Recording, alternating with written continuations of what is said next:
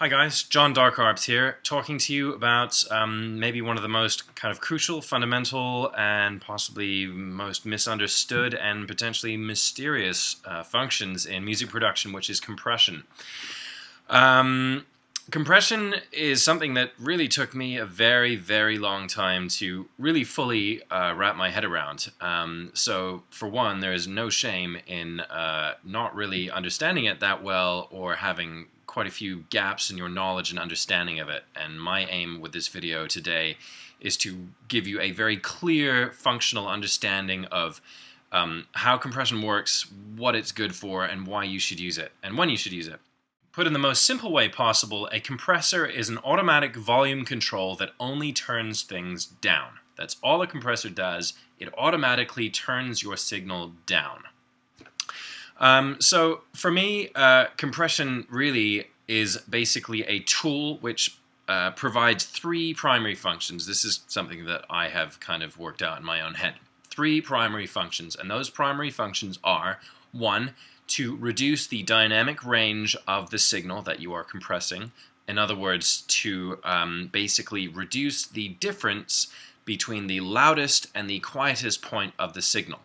And that effectively sort of basically means loudness, okay? Overall loudness. So that's dynamic range, reduce dynamic range. Number two would be to add punch to transient sounds, particularly things like drum hits, kicks, snares, bass instruments, really anything that you might want to add a transient attack to. A compressor can be used to do that.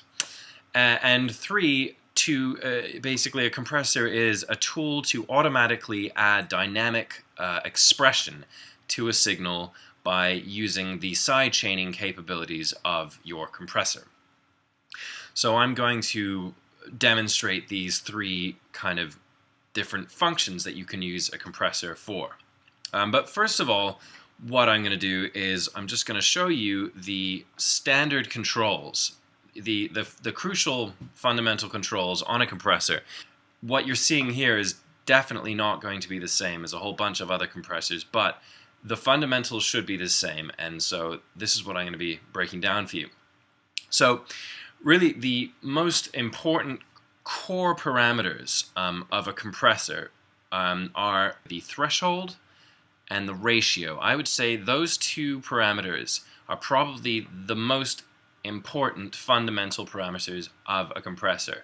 And then after that you have basically the envelope control, which is the attack and release in this case, and then finally the really a very crucial control, which is also a very simple control, is the output gain, or also known as makeup gain. And so I'm going to go through and kind of explain and sort of demonstrate the functionality of each of these controls now. And of course, the other thing that pretty much every compressor should have, and that you will need to consult, is this gain reduction meter here. This is showing you how much the compressor is working, and we're gonna demonstrate that now. So I've got a break here, and it sounds like this. I'm just gonna bypass the compressor. Here is this break.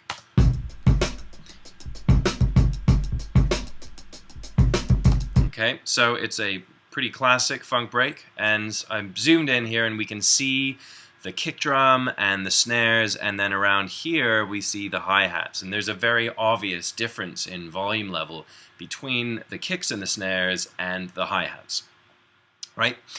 So now as I said, the three primary functions are reducing dynamic range, adding punch, or adding dynamic expression. So we're going to look at reducing dynamic range. So to reduce the dynamic range of this signal would mean to basically make the peaks of this drum beat lower in comparison to the volume level of the hi-hats in between them.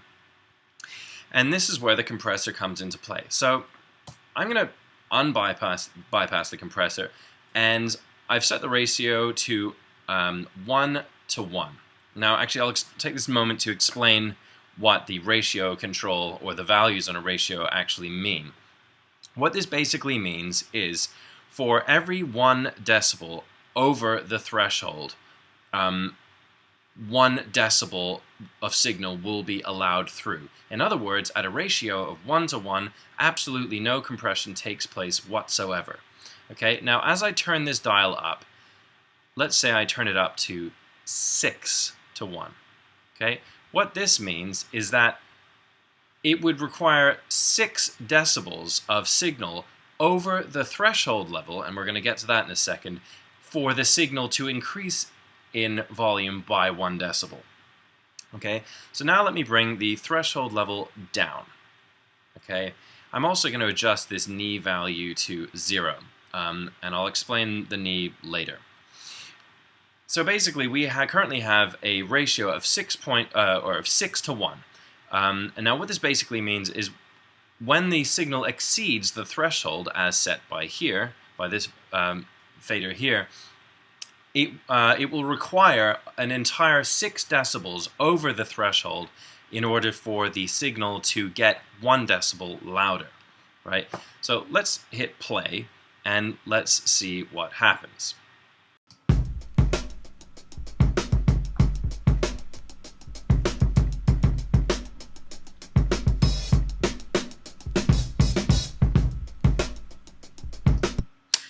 Okay, so basically what just happened here is I hit play on the sequencer with the compressor on the break channel, and as you can see in the gain reduction meter, the signal was being turned down at points by roughly 3 decibels. And so, let's hit play again. As you can see here, the gain reduction meter reaches roughly 3 dB. Okay. And you'll also notice that when the kick and snare aren't playing, there is no gain reduction at all. So basically what that means is that because of where I set the threshold, the kicks and snares were loud enough to exceed that threshold, and therefore the compressor turned the signal down by a certain amount according to the ratio, right? And then when the kick and snare were no longer in the signal, the gain reduction stops reducing the signal, and in other words is allowing the original signal to pass through unaffected.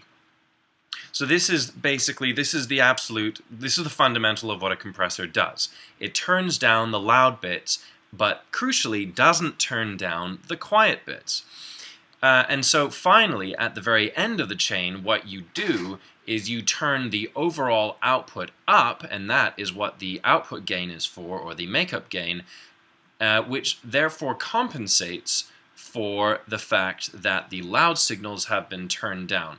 And basically what that results in is an overall signal that is, on average, louder. It's louder for more of the time, okay? What I'm going to do here is I'm going to make this compression a little more extreme, so that we can really sort of hear and actually see the result. I'm going to bring the threshold down more, and I'm going to turn the ratio up. So this is beginning to get quite severe. Now let's hit play again. Okay, now we can see here that we're getting between 6 to 8 decibels of gain reduction. Okay, so now, because we can see on our gain reduction meter how much gain reduction we're getting, we know how much of the signal at the output we should turn up, so that we can get a nice comparison as to what the compressor is actually doing. So I'm going to turn my output gain up by about 6 to 8 decibels. Let's go up by 7 dB. So now let's hit play and listen. Okay. And now what we can do is we can hit the bypass button and listen to what's actually happening. So this is it with it off. This basically, the kicks and snares pretty much sound and feel the same as when the compressor is on. But when we turn the compressor on, now the hi-hats and maybe the little ghost snares in between are easier to hear. They're louder. Okay, so that's basically that's the compression function in a nutshell. Now we can start looking at things like attack and release, okay, the envelope. And also something else that I didn't mention earlier, but this mode here, peak and RMS, this is also actually a very important function, at least in Logic's compressor. And this is to do with how the compressor analyzes the signal coming in and how quickly and responsive, how quickly it reacts and how responsive the compressor is to the signal. We're currently on an RMS, which is basically an average interpolation, or sorry, interpretation of the incoming signal, whereas peak is a much quicker, faster response. But before we get into that, we're just going to look at the attack and release functions. So basically, the attack and release functions are how quickly the compressor responds and compresses the signal after the signal has exceeded the threshold. So basically, the slower the attack, the longer it takes for the compressor to kick in after the incoming signal has exceeded the threshold. Equally, the release dial dictates how long it takes for the compressor to stop turning the signal down after the incoming signal has fallen below the threshold, right? So using these two controls, we can actually kind of change the character of the compressor and sort of how it feels and how the signal feels post compression. So I've now set a pretty slow attack as 100 milliseconds and a fairly slow release. And so the idea now is that I want my compressor to sort of always be working, kind of to be it's a gentler configuration for the compressor so that it's kind of always gently compressing the signal. So I'm going to turn the compressor threshold up a bit and maybe the ratio down a bit so it's not so drastic. And now let's see what we're getting here. And I'm always keeping my eye on gain reduction. Okay, I'm going to turn my output gain down so I'm always matching the amount of gain reduction. This is very important. You should always try and match with your output gain. You should try and always match roughly how much gain reduction you're getting so that when you A/B it, you're actually getting a realistic indication of what your compressor is actually doing. Okay, so this is a much more kind of subtle form of compression, what we're doing here. And this would actually be a lot more appropriate perhaps on the whole mix of a track, and we can have a look at that in a minute. But I actually want to flip things around a bit, and I want to show you the peak mode of this compressor and how a slow attack time can actually have quite a powerful effect in a completely different kind of way. So what we just heard was a fairly kind of natural sounding result on the compressor. Now I'm going to set it up so that we get a very kind of punchy, aggressive, harsh behavior from the compressor. So we've got a slow attack. I'm going to have quite a fast release, very quick release, quite a high ratio, and quite a low threshold. So what this is going to do is this is going to slam the signal really hard when the kicks and snares exceed the threshold. But because of the slow attack, it's going to take a little while for the compressor to respond. And what that means is that the initial transient of the sound coming in is going to be really loud and punchy. So in a way, we're actually increasing the dynamic range almost of the signal just because we're allowing the initial transient of the signal to pass through. Let's just hit play and we'll see it in action. And I'm going to turn my output gain up to match our gain reduction. Okay, we're getting 12 to 15 in reduction, so I'm going to bring up my output to about 15 dB.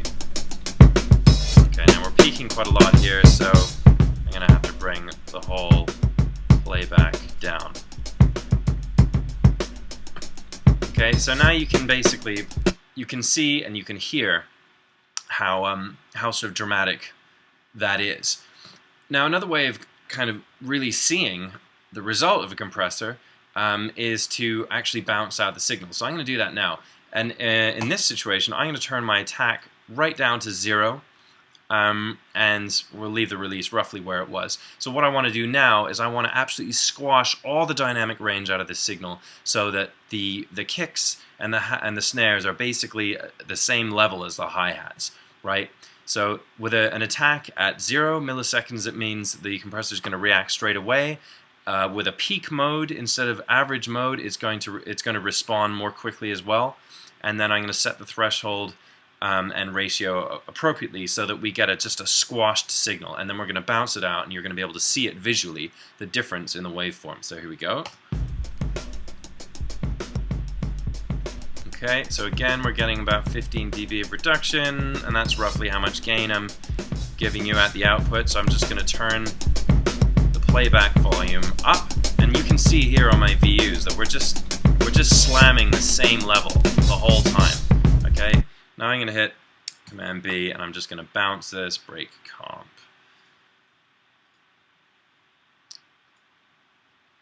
And let's put that into the arrangement so we can see what it looks like. And you can see here, you can see the difference in the waveform, how the compressor has just absolutely squashed the signal in the compressed version, compared to the wide dynamic range of the original. Okay, so I talked earlier about using a more gentle form of compression to treat the overall mix of a signal, and I can sort of quickly demonstrate that here. So basically the idea is that you pretty much have the compressor working gently a lot of the time, right? So in this scenario we have kind of a medium to quick attack, a medium to long release. You can play around a little bit here, and a gentle ratio and threshold. And well, let's have a little listen here. This is a mix down of a track that I sent from mastering, but often, as a process in mastering, you compress the mix before any actual limiting goes on. So let's listen to the track without, and then just sort of compare it with.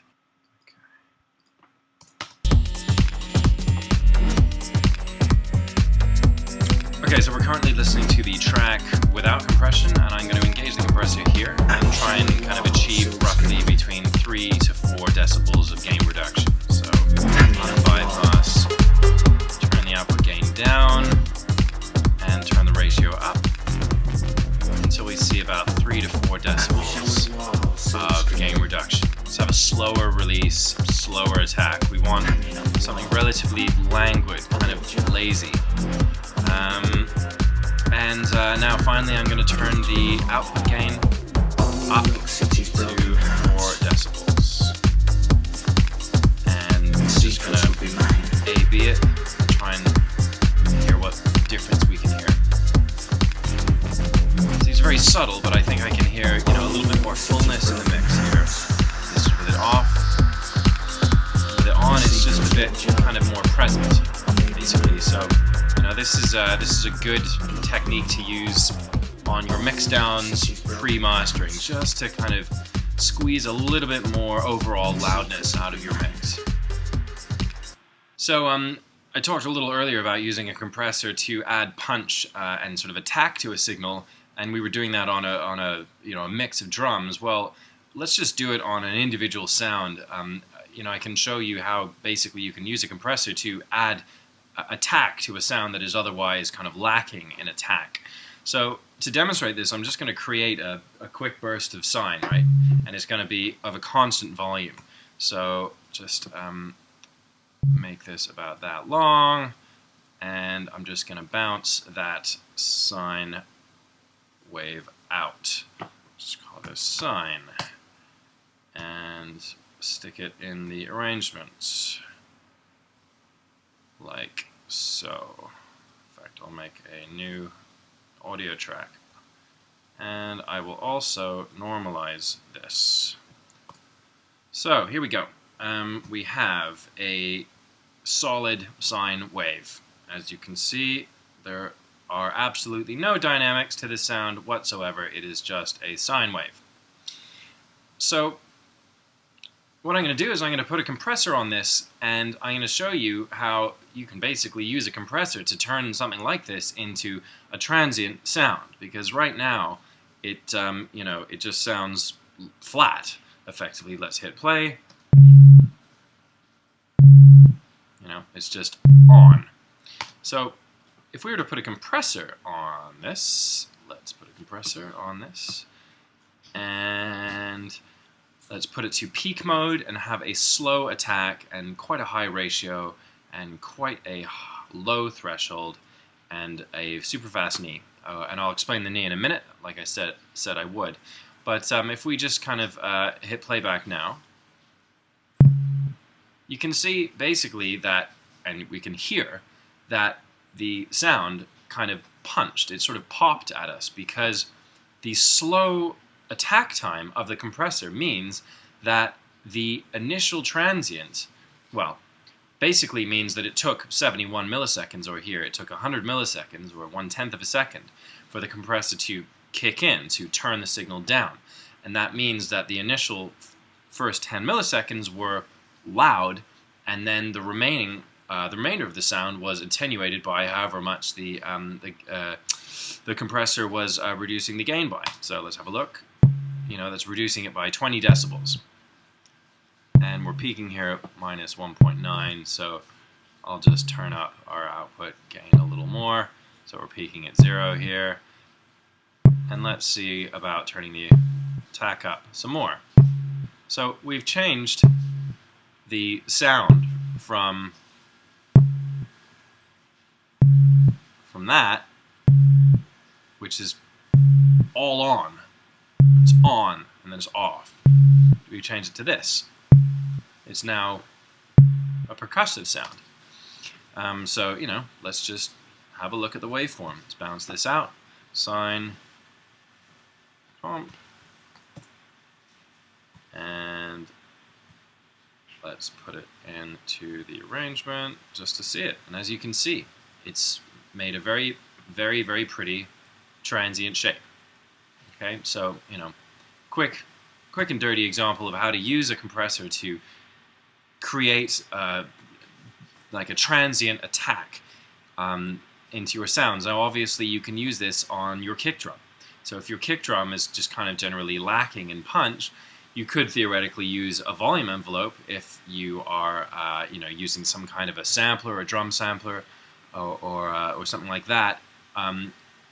You can create the dynamics using an envelope, or obviously if you're using a synthesizer, you could just, program the dynamics in using an envelope. But if for whatever reason, you've missed out on that, you can use a compressor to do that too. And as I promised, I'm just going to quickly show you what the knee is all about. So let's go back to that break. Basically the knee, what it does is it pretty much blurs the threshold line. So effectively, with a hard knee, i.e. the knee is set to 0, as soon as the threshold is exceeded by the incoming signal, the compressor will immediately start to respond. Whereas with a softer knee, that threshold will kind of actually spread, in this case slightly lower, as you can see. You can see the curve actually kind of extends into the lower range of the incoming signal. In other words, a high knee value makes a much more gradual sort of attack of the threshold of the compressor. So if I put the kind of threshold quite high and the knee quite high, you'll see that basically with a high knee value or a soft knee, the compressor will actually begin to operate a little below its threshold level, but it won't compress as hard. The ratio will not be as hard as it would be if it had fully exceeded the threshold level. So let's just have a quick look at that. Make sure that channel is loaded.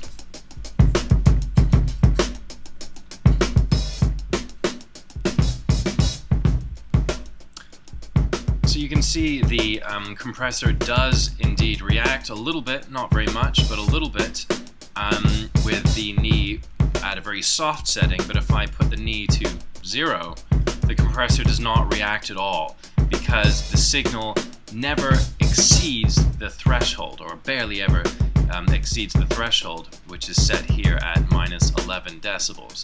However, with a soft knee, that threshold begins to get smoothed out, so that actually the ratio begins to become greater than 1 to 1 at what looks to be about minus 20 decibels, right? So that's basically what the knee is for. It's to blend the threshold and the ratio to make it softer and even more gentle. Alright, that concludes this first half of the tutorial, and in the next video we're going to look at adding dynamic expression using the side chaining capabilities of your compressor.